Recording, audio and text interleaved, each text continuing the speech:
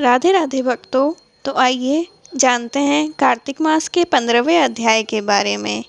श्री विष्णु भगवान की कृपा हो सब पर अपरंपार। कार्तिक मास का कमल करे 15वां विस्तार। कार्तिक मास के 15वें अध्याय में नारद जी बताते हैं कि जलंधर का दूत बनकर राहु कैलाश पर्वत पर पहुंचता है और अपनी बातें कहता है। राहु की बातें सुनकर महादेव जी को क्रोध आता है और कीर्ति मुख प्रकट होता है। इसलिए भगवान शिव के द्वार पर हमेशा कीर्ति मुख होता है। तो आइए जानते हैं 15वें अध्याय को विस्तार से।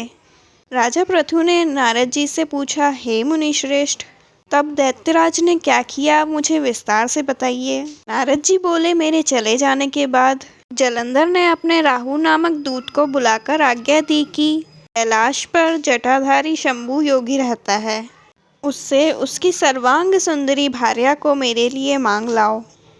तब दूत शिवजी के स्थान पर पहुंचा, किंतु नंदी ने उसे सभा में जाने से रोक दिया। किंतु वह दूत अपनी उग्रता से उस सभा में चला ही गया और शिवजी के आगे बैठकर दैत्यराज का संदेश सुनाया। उस राहु नाम के दूत के ऐसा कहते ही भगवान शूलपाणी आगे पृथ्वी फोड़कर एक भयंकर शब्द वाला पुरुष प्रकट हो गया, जिसका सिंह के समान मुंह था। वह नरसिंह उसे खाने दौड़ा। राहु वहां से भागा, किंतु नरसिंह ने उसे पकड़ लिया। राहु ने शिवजी की शरण ले ली और अपनी रक्षा की मांग की। शिवजी ने उस पुरुष से राहु को छोड़ने को कहा, परंतु उस पुरुष ने कहा कि मुझे बहुत जोर की भूख लगी है, मैं क्या खाऊं। शिवजी ने कहा, यदि तुझे भूख लगी है तो शीघ्रता से अपने हाथ और पैरों का मांस भक्षण कर ले, और उसने वैसा ही किया। अब केवल उसका सिर मात्र रह गया था।